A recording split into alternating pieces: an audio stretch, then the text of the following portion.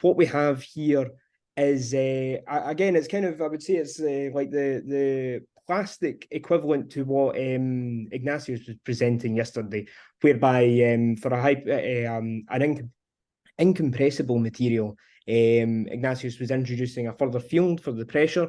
Here, what we're looking at is we're actually looking at then approximating the plastic strain, the plastic history variables as another field. So we've introduced this as a field into our system, choosing the L2 space, which again was discussed previously about, the advantages of MoFem is you can choose these things independently.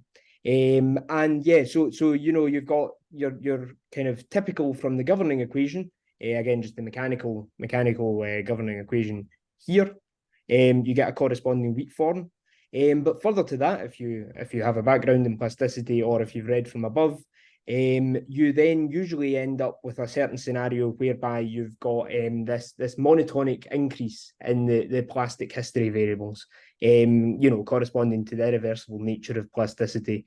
And usually what is done is at each integration point, the finite element codes typically have a sort of return mapping algorithm, but here, because we're treating this as a continuous field, we instead enforce this constraint, the Karushka-Tucker constraint there, KKT. Oops, that's not what I wanted to do. The KKT constraint, instead using a Fisher-Burmeister complementarity function.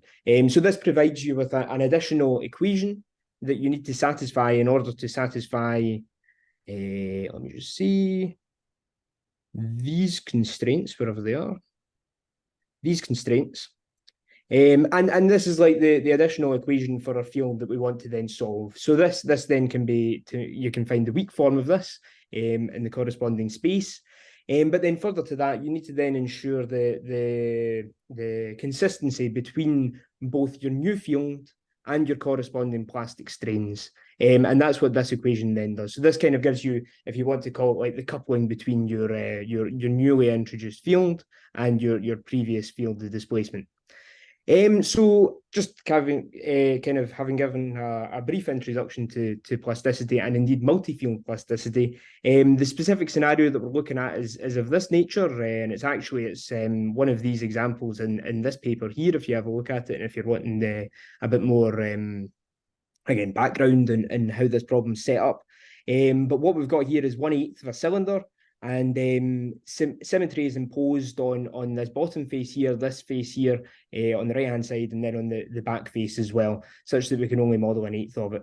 And then a Dirichlet condition is applied to the displacement field, such that you then stretch this. And that gives rise, due to the fact that we've got a slightly, ever so slightly decreased cross-sectional area, it gives rise to necking in the specimen. So just for the kind of structure of the notebook and what you'll be looking at, there are some kind of background functions, necessary things that you need here. And then these are things that you can then play about with. So, you've got things like Young's modulus, all your material parameters that go in here. Likewise, you've got some other options, such as the choosing whether you're in the finite strain regime or the small strain regime. So it's maybe interesting to then compare the two of these if you want. And likewise, you've got the approximation order, which, like I was saying before, because in MoFem you can choose the two independently, you can then, without changing the mesh, actually, change how you're approximating all your fields. And that's one important thing in this works notebook. The mesh is provided for you in a qubit file, and that also prescribes the boundary conditions, so you can't actually change any of them in this example. So if you run this, you should get something like this. You've got options to either plot the last frame, or you can plot it as a GIF like this. And again, you can see, as I was explaining, you can then turn off mirroring if you just want to see 1/8 of your geometry. And again, if you only show the last frame, you can then manipulate this about. So it's kind of, I would say the purpose of this notebook is to maybe show you how you would set up a bit more of a practical problem, in that you've got a plastically deforming body and how you can follow through the whole process between pre-processing and post-processing. Perhaps could you please show how is it going to work if you select for the last frame? For the what, sorry? For the large strain? No. If you select for the last frame. Last frame, give yeah. false. Yeah. Cool.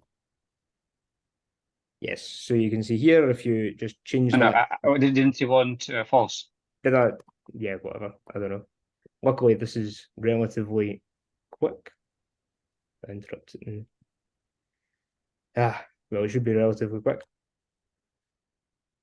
Oh, But the files are there, so it should be fine. You have the dev kernel. Yeah, but it's also a good tutorial to show people what to do in this situation. When something like this happens, you go to restart of the kernel. This is like every time something stops or you get an error in your notebook, you might need to restart the kernel. You can see, for this matter, you can see that it's not got params.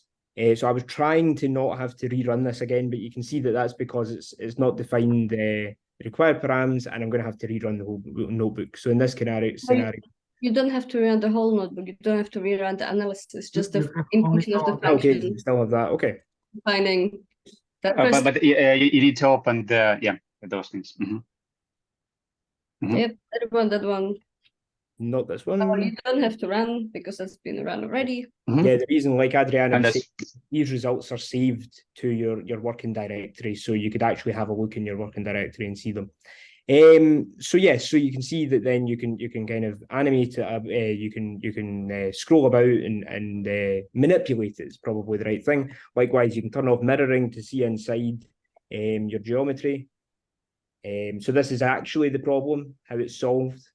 And yeah, so this is kind of how you can post-process from results, and then also you can do the same thing. So if you look into this function, what this function does is it actually extracts force displacement data through post-processing of the log file, such that you can then make a comparison between, you know, the results found in this paper and the implementation here. And obviously it looks different at large strains. But the other thing I would like to point out is these elements are really distorted at this point, and you can actually see the feelings there. So, you know, one thing you might want to do is increase the order of your approximation, see how these things change if you get closer to it, see the effects of, you know, turning on large deformations, small deformations. And you might want to even start to implement some post-processing yourself. You know, if you want to, similar to before where you maybe had a loop going over certain approximation orders, you might do these things. It's really kind of an open sandbox for you to play about. So with that, I will let you go.